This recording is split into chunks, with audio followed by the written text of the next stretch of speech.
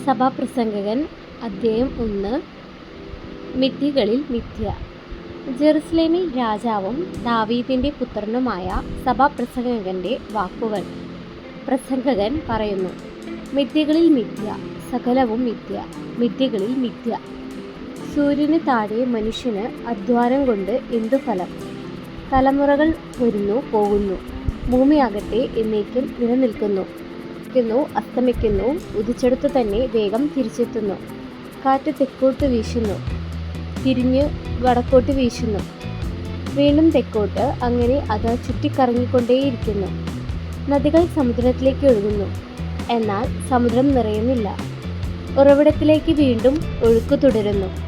സകലവും മനുഷ്യനു ക്ലേശഭൂയിഷ്ടം, അത് വിവരിക്കുക മനുഷ്യന് അസാധ്യം. കണ്ടിട്ട് കണ്ണിനോ കേട്ടിട്ട് ചെവിക്കോ മതി വരുന്നില്ല. ഉണ്ടായത് തന്നെ വീണ്ടും ഉണ്ടാകുന്നു, ചെയ്തത് തന്നെ വീണ്ടും ചെയ്യുന്നു. സൂര്യന് കീഴെ പുതുതായൊന്നുമില്ല.